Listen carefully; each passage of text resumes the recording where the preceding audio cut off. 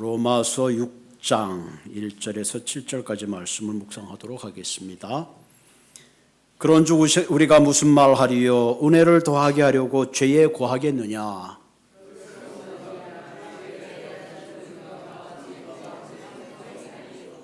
무릇 그리스도 예수와 합하여 세례를 받은 우리는 그의 죽으심과 합하여 세례를 받은 줄을 알지 못하느냐?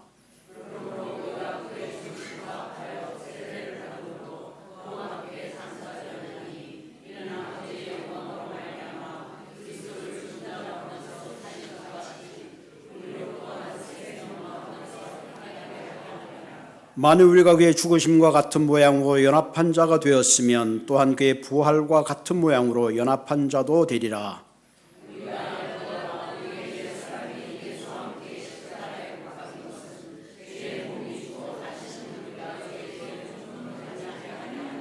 우리 6절 다시 읽겠습니다. 우리가 알거니와 우리의 옛사람이 예수와 함께 십자가에 못 박힌 것은 7절까지인가요? 오케이. 7절 읽읍시다. 이는 죽은 자가 죄에서 벗어나 의롭다 하심을 얻었음이니라. 아멘. 아멘.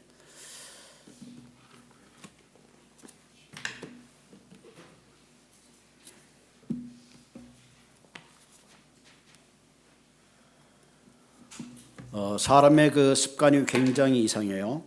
제가 그동안 이게 보통 설교를 6장을 타이핑해가지고 막 색을 칠하고 종이를 했는데 이 종이 아니면 못할 것 같아서 처음에 이걸 시도를 해봤더니 이제 종이보다 이게 얼마나 편한지 몰라요.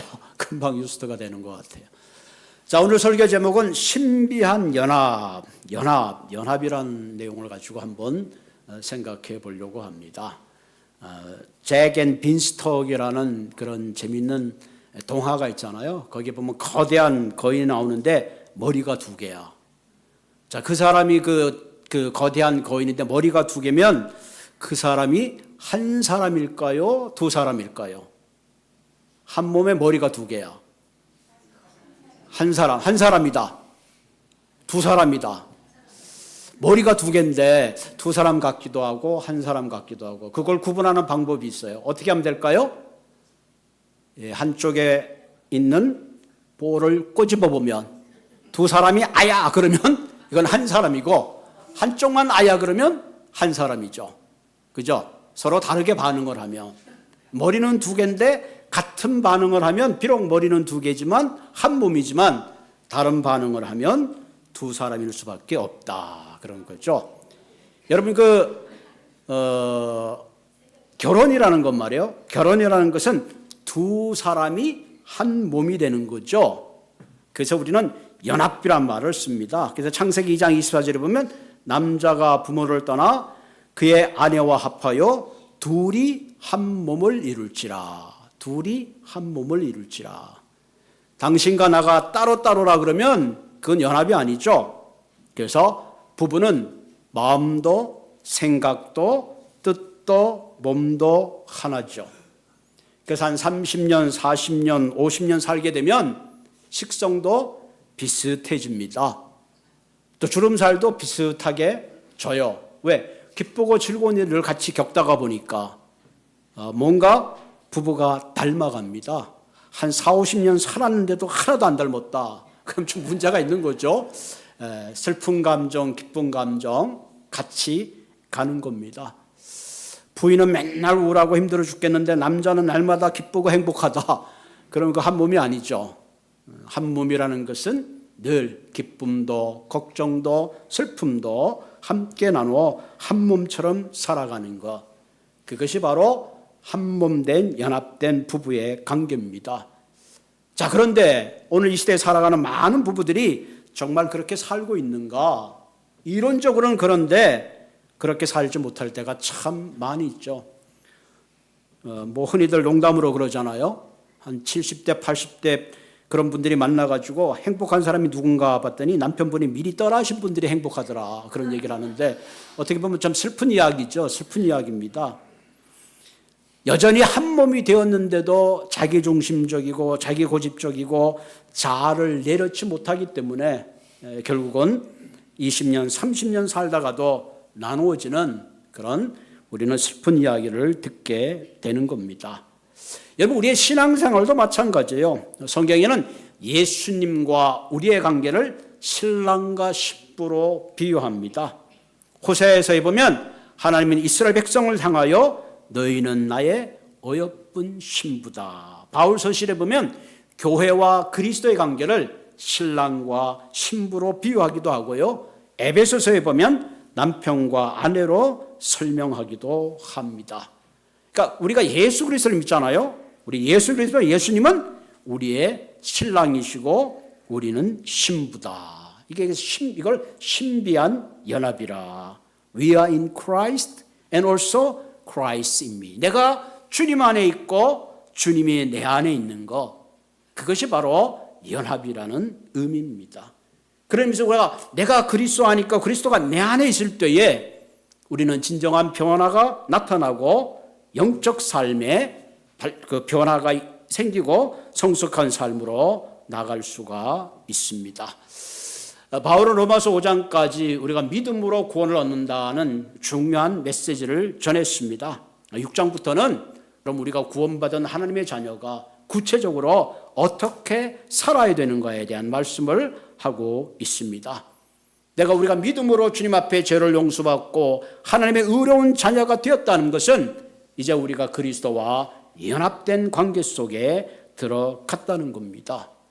여러분, 사람이 나이가 들면 늙어갑니다. 또 늙어가는 거하고 성숙되어 가는 거하고는 같은 것 같지만 사실 좀 다릅니다. 내가 늙었다는 증거를 우리는 어떻게 확인할 수 있느냐? 하던 말을 계속 반복할 때가 있습니다.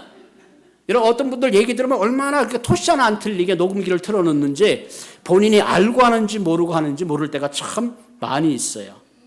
그래서 특징이 같은 말을 반복합니다. 또 두 번째 특징은 말이 많습니다. 그래서 누가 얘기만 잠시도 못 찾고 그냥 자주 끼어들어요. 새치기를 해가지고 말을 자꾸 끊어요. 그 다음에 또 하나는 내가 왕년에, 이거 나오면 내가 늙은 거예요. 내가 왕년에. 하루는 딸이 엄마인데 물어봤대요. 엄마는 아빠보다 서너 살 위인데 엄마는 아빠 보고 존댓말을 쓰는데 왜 아빠는 엄마 보고 반말해? 도대체 왜 그러는 거야? 엄마 내가 존댓말을 안 하면 아빠가 삐쳐. 그렇게. 여러분, 시간이 흐른다고 우리 인생이 성숙하는 것이 아니라 우리가 하나님 앞에 바른 관계 속에 있을 때에 우리의 신앙이 성숙하고 변화된다는 사실입니다. 그래서 우리 모두는 하나님 앞에서 이제 하나님의 자녀가 되었고 이제 하나님의 신랑, 신부로서의 바른 정체성을 가지고 우리가 성숙된 삶을 살기 위해서는 어떻게 살아야 되느냐 하는 그런 얘기를 바울은 오늘 본문에서 우리에게 하고 있습니다. 자, 1절 2절 보면 그런즉 우리가 무슨 말을 하리요? 은혜를 더하게 하려고 죄에 거하겠느냐? 그럴 수 없다. 죄에 대해서 죽은 우리가 어찌 그 가운데 살겠느냐? 우리가 하나님의 은혜로 구원받았는데 그 하나님의 은혜를 더하기 위해서 여전히 죄 가운데 있다는 것은 말이 되느냐? 죄와는 결별해야 되지 않느냐? 그런 얘기를 합니다. 여러분, 우리가 착각하는 것 중에 하나가 하나님의 은혜가 우리의 죄를 환미화하는 게 아닙니다. 죄를 덮는 것이 아니라 죄에서 건져내는 것이 하나님의 은혜입니다. 근데 실제로 그 당시에 사람들이 착각했어요. 내가 죄를 많이 져도 하나님의 은혜 가운데 무조건 용서해 주실 것이다 하는 그런 합리적인 자기의 어떤 타협적인 생각을 했습니다. 그래서 바울은 단호하게 말합니다. 하나님의 은혜를 더하기 위해서 죄를 더 지어서는 안 된다. 왜? 우리는 죄에 대해서 죽었기 때문에 그렇다. 하나님의 은혜를 핑계로 죄 가운데 사는 것이 아니라 반드시 거룩한 삶의 방향을 향하여 달려가야 된다. 그런 얘기를 오늘 본문에서 하고 있습니다. 이 말은 우리가 예수를 믿고 구원을 받았음에도 불구하고 그럼 전혀 죄를 짓지 않는 클린한 거룩한 삶을 살 수 있느냐? 그렇지는 않아요. 그럼 내가 예수 믿기 전에 죄를 지었을 때와 예수를 믿기 전에 죄를 지었을 때와 예수 믿고 난 후에 죄를 지었을 때 차이가 뭐냐? 그 차이는 다음과 같아요. 옛날에는 내가 예수 믿기 전에는 죄를 지었을 때는 그 죄가 내 삶 가운데 뿌리를 내고 내가 죄 가운데 거했다면 예수를 믿고 죄를 지을 때는 내가 그 죄 가운데 머물고 뿌리를 내리는 것이 아니라 그 죄의 유혹을 따라서 사는 것이 아니라 말씀을 따라서 살 수 있는 능력을 주님이 허락해 주신다는 사실입니다. 그래서 우리가 그리스도의 자녀가 된 이후로 하나님 앞에 거룩한 자녀의 정체성을 가지고 죄 가운데 머물지 않고 죄가 내 삶에 뿌리를 내리지 않고 죄에 후들리지 않은 삶을 살기 위해서는 어떻게 해야 되느냐, 오늘 본문을 통해서 한 세 가지 원리를 나누려고 합니다. 첫째는 죄에 대해서 내가 죽었음을 선언하는 겁니다. 장사의 원리입니다. 3절에 보면 무릇 그리스도 예수 합하여 세례를 받은 우리는 그의 죽으심과 합하여 세례를 받은 줄을 알지 못하느냐. 여기서 보면 합하여, 로마서에 보면 그 다음에 뭐냐면 연합하여, 함께하라는 단어들이 나옵니다. 아마 여러분들 많은 분들이 다 세례를 받으셨을 텐데 이 세례의 본질적 의미가 뭐냐, 내가 그리스도와 함께 죽었음을 선언하는 겁니다. 동시에 뭐예요? 나는 죄에 대해서 죽었음을 함께 선언하는 겁니다. 그래서 세례는 단순한 의식이 아니라 나의 옛사람이 죽었음을 선언한 겁니다. 다시 말하면 죄의 종이 되었던 우리가 그리스도의 종으로 바뀐 것을 선언하는 거죠. 우리가 결혼식은 단순한 의식이 아니라 이제 당신과 나는 한 몸인 것을 많은 사람들에게 선포하는 것과 똑같습니다.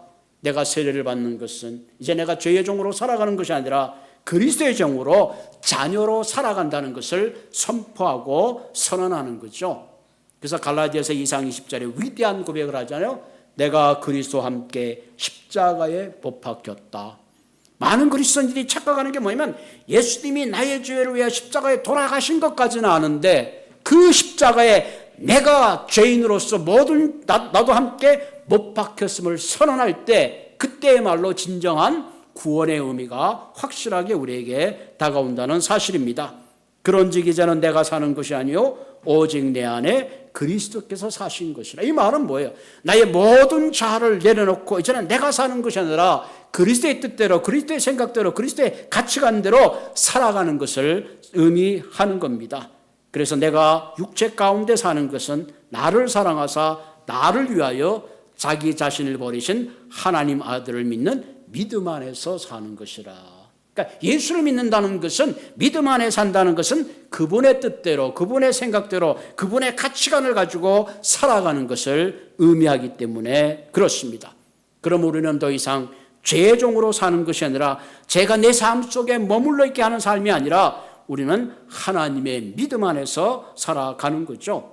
그래서 4절에 보면 이렇게 표현하고 있죠. 그러므로 우리가 그의 죽으심과 합하여 세례를 받음으로 그와 함께 장세되었나니 이는 아버지의 영광으로 말미암아 그리스도를 죽은 자 가운데서 살리신 것 같이 우리 또한 새 생명 가운데 행하게 하려 하심이라.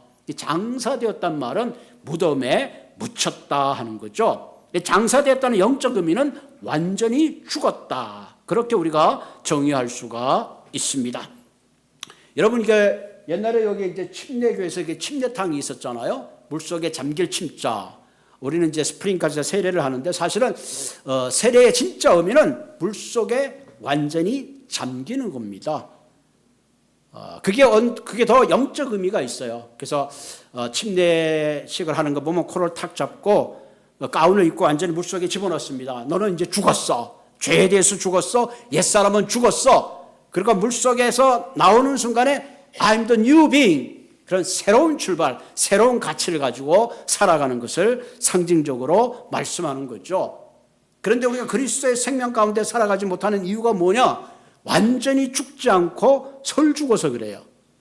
내 자아를 완전히 주님 앞에 굴복시켜야 되는데 반쯤 양다리를 거치고 살고 있기 때문에 우리의 신앙에 능력이 없고 그리스도 안에 진정한 열매를 맺지 못하는 이유가 거기에 있습니다. 여러분, 농사를 지어보신 분은 알겠지만 농사에 우리가 씨를 뿌렸으면 그 씨가 썩어야지 싹이 나고 열매를 맺는데 그 씨가 썩지 않으면 아무 소용이 없는 거죠. 미국의 이제 침례교 수양식에 이제 침례가 하는 날이 있었는데 마침 그분이 그 침례탕에 들어가는 가운을 준비하지 못했던 모양이야. 목사님 잠깐만 내 주머니 지갑을 좀 빼고 오겠습니다. 그래서 목사님 한두 소리가 아니네, 지갑도 침례를 받아야 되네. 그렇게 얘기를 했다는 겁니다. 지갑조차도 내 삶의 전부가 그리스도께서 나를 위해 십자가에 돌아가신 그 순간에, 내가 그것을 믿는 순간에 우리는 그것을 선언해야 합니다. 내 생각도 내 의지도 내 뜻도 그때 함께 십자가에 죽었다. 할렐루야. 내가 죽었다. 내가 죽었다. 여러분, 내가 죽었다고 선언하면 싸울 일도 분낼 일도 미워할 일도 없는 거예요. 내가 살아있어서 자존심이 살아있고 생각이 살아있고 철학이 살아있고 내 자아가 살았기 때문에 서로가 주장하게 되고 고집 피우게 되고 나누게 되고 분열이 되지 않는 거죠. 그런 의미에서 우리는 내가 그리스도의 자녀로서 바르게 살아가기 위한 가장 중요한 정체 중에 하나는 이제 나는 그리스도와 함께 죽었노라. 아멘. 여러분, 죽은 사람 발로 찼다고 야 너 왜 발로 차? 시비 거는 사람 있어요? 응? 뒤집어 놓으면 뒤집어 놓은 대로 제껴 놓으면 제껴 놓은 대로 가만히 있는 게 죽은 사람이죠. 은퇴하신 목사님이 그러더라고요. 목회하다 보면 이런 일 전일 많은데 마침 자신은 개처럼 살아왔대. 개. 멍멍이 개가 아니고 옆에 가는 기어가는 개. 그 발음이 비슷한가요? 개. 크랩. 도구가 아니고 크랩. 그게 그분의 목회 철학인데 뭐냐면 목회하다가 어떤 성도들이 개처럼 뒤집어 놓는데 그럼 막 일어나려고 애쓰지 말고 들어놓아서 버둥버둥 그러면 다른 사람이 와서 또 뒤집어 놓는데 그걸 몇 번 하다 보니까 은퇴하게 됐더라. 그런 얘기를 하더라고요. 예? 은퇴하게 됐더라. 여러분, 참된 신앙생활은요, 주님이 나를 위해 십자가에 돌아가신 걸 믿을 뿐만 아니라 나의 정욕도 나의 생각도 나의 죄도 나도 함께 십자가에 죽었음을 선언하는 그런 삶을 살 때에 내 안에 그리스도의 생명이 역사하고 그 안에 진정한 능력이 함께하는 줄로 믿습니다. 아멘. 따라합시다. 나는 지금부터 죽었다. 뭐 죽은 사람이 뭐 음식이 맛있다 맛없다 뭐 소용없는 거예요. 네가 잘했니 못했니 따지지도 않아요. 죽었다. 나는 죽었다. 그리스도 안에서 죽었다. 이제 내가 사는 것은 내 안에 그리스도가 살아 역사하시는 그런 삶으로 살아가시기를 바랍니다. 두 번째는 새 생명의 원리입니다. 여러분, 그 침례할 때 우리 온몸이 물에 잠겨 있어요. 근데 계속 물에 잠겨 있으면 어떻게 될까요? 코를 막고 침례한다고 물속에 한 5분만 놔두면 죽을 거예요. 5분이면 죽나요? 다 죽어요. 반드시 어떻게 해야죠? 물속에서 일어나야 됩니다. 할렐루야. 우리가 십자가에서 내 자신이 죽었으면 이제는 그리스도의 새 생명으로 물 위로 올라가야 합니다. 그 얘기는 뭐예요? 예전에 내 생각이 아니라 내 생각과 방향과 가치관이 선택이 달라지는 거예요. 이전엔 내 중심의 삶이었어요. All is mine. 다 내 것만 주장했어요. 그런데 내가 물속에 죽고 나니까 세상이 달라 보이는 거예요. 여러분, 그런 간증하잖아요. 내가 예수를 알고 났더니 뭔가 새로운 세계가 열리더라. 새로운 세계가 열리고 깨닫게 되고 영적 눈을 뜨게 되는 겁니다. 우리가 신앙생활 할 때 이런 모멘텀이 필요합니다. 그래서 성경에 보면 born again 이런 말을 쓰잖아요. 내가 진정 예수 안에 새 생명을 얻고 나면 인생의 의미를 새롭게 깨닫잖아요. 사실 이 도스토옙스키라는 소설가는 죽다가 살았어요. 만약에 사형장에 사형하는 그 순간에 황제의 명령을 따라서 살았죠. 그분이 많은 책, 소설을 썼는데 그 가운데 죄와 벌이라는 소설이 보면 지금 그 소설 내용만 줄거리면 이름하죠. 그 주인공 이름이 생각이 나지 않는데 그 아주 그 전당포 할머니가 있었어요. 이 사람은 법을 공부하다가 이제 하도 가난해가지고 결국은 이제 학교를 중퇴한 상황인데 가만 생각해 동네에 그 전당포 하는 그 할머니가 너무 미운 거야. 저 사람 돈만 있으면 학교도 다니고 가난한 엄마도 도와주고 또 자기 여동생이 그냥 돈이 없어가지고 돈 많은 남자에게 팔려가지 않은 그 모든 것을 해결할 수 있을 것 같아서 결국은 이것이 사회의 정의를 실현하는 거다. 그렇게 생각하고는 그 할머니를 죽였습니다. 죽고 나면 모든 것이 해결될 줄 알았어요. 모든 것이 잘 풀릴 줄 알았는데 그 사람을 죽이고 나는 순간에 그에게 찾아온 정신적인 것은 모든 인간적인 뿌리가 잘려나간 듯한 정말 기쁘고 해피하고 사회가 정의가 실현하고 자기가 특별한 사람이 될 거라고 생각하는데 그게 아니었습니다. 그래서 그 양심적 가책 때문에 하루하루 살아가는 것이 죽는 것보다 싫었어요. 그래서 소냐라는 한 창녀를 만나게 됐죠. 저렇게 힘든 상황 속에서도 그 순수한 영혼을 통해서 결국은 자수를 하게 됩니다. 그래가지고 시베리아에서 7년의 형을 살면서 전혀 새로운 삶으로 거듭나는 거예요. 그러니까 도스토옙스키는 그 소설을 통해서 뭐예요? 진정 인간이 거듭나는 건 뭐냐? 진정한 벌이라는 건 뭐냐? 자기의 자신을 고백하고 그 소냐의 헌신적인 그냥 시베리아까지 따라가잖아요. 그 헌신적인 사랑으로 그 죄를 용서받고 거듭나는, 사실 이렇게 성서의 가장 중요한 맥을 하고 있는 그런 이야기를 그린 거죠. 여러분, 인간을 변화시키고 인간을 새로운 생명으로 만들어가는 게 뭐냐? 사실은 그것이 진정한 용서와 사랑의 힘이다 하는 거죠. 진정한 벌이란 뭐냐? 인간에게는 그 양심이라는 게 있잖아요. 내가 사람을 죽였는데도 아무런 양심의 가책이 없다. 그건 인간됨을 상실하는 거예요, 사실은.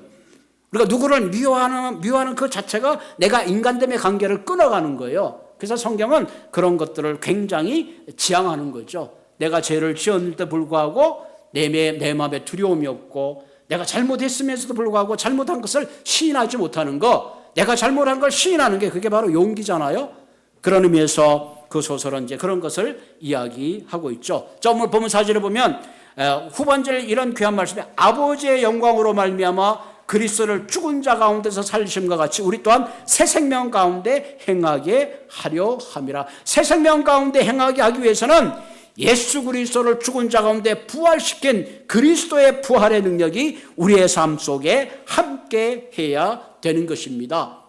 그것은 단순한 시작이 아니라 전혀 다른 차원의 하나님의 생명, 우리는 그것을 성령의 내주하심, 내가 예수를 믿고 예수를 주님으로 고백하는 순간에 우리에게 찾아오시는 분이 바로 성령입니다. 그 성령의 능력이 과거의 죄의 습관을 끊게 하여 주시고, 과거의 상처를 치유할 능력을 주시고, 새로운 가치, 새로운 마음, 의지의 변화가 아니라 생명의 변화로 우리를 이끌어 간다는 사실입니다.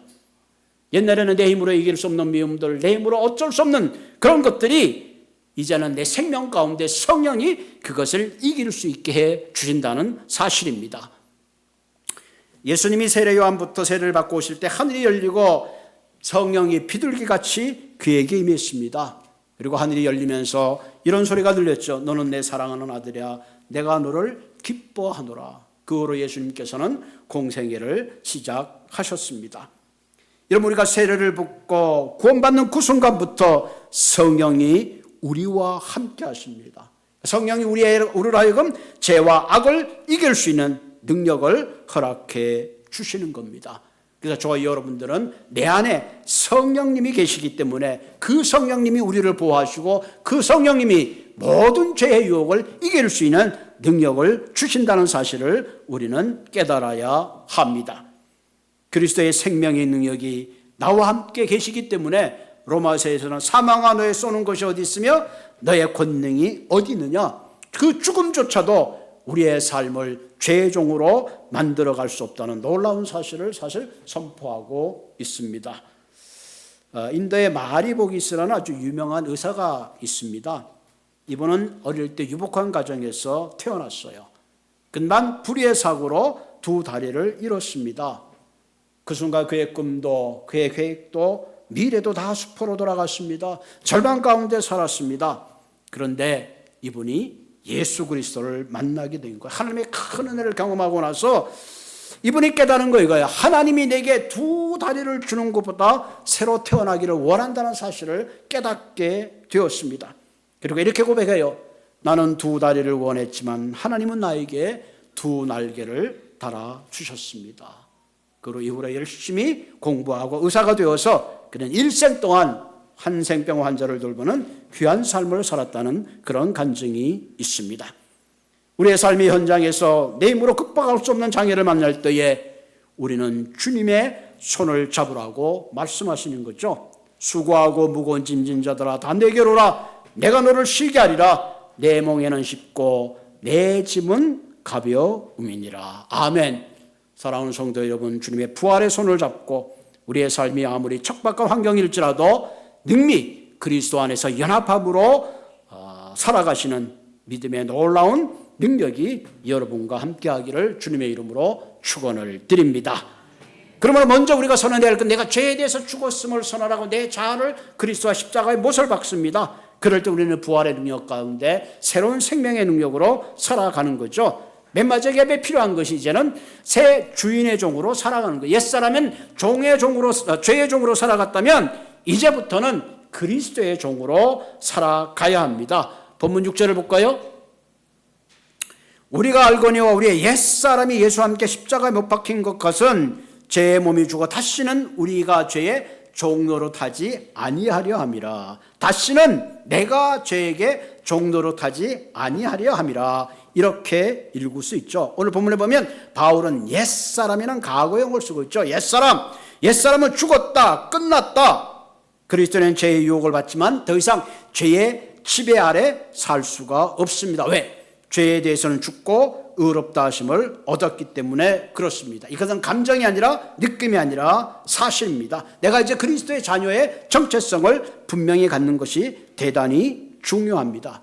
그렇기 때문에 우리는 매일매일 죄와 거룩한 삶의 중간을 왔다 갔다 하는 것이 아니라 분명한 결단과 결심을 가지고 살아야 하는 것입니다. 여러분, 때때 우리가 신앙생활을 하지만 내가 생각지 않는 생각들, 유혹들이 수없이 지나갑니다. 마치 내 머리에 새가 날아가듯이. 새가 날아가는 건 막을 수 없어요. 그러나 새가 내 머리에 둥지를 틀지 않도록 쫓아야 하는 겁니다. 끊임없이 죄의 유혹이 없고 내 삶을 거룩함이 아닌 뭔가 육신적 정욕을 따라가려고 할 때 그 생각을 쫓아내고 그것이 그곳에 내가 머무르는 것이 아니라 그리스도의 종으로 살아가는 끊임없는 결단의 삶이 필요합니다. 그것을 우리가 과정이라 그럽니다. 프로세싱이라 그래요.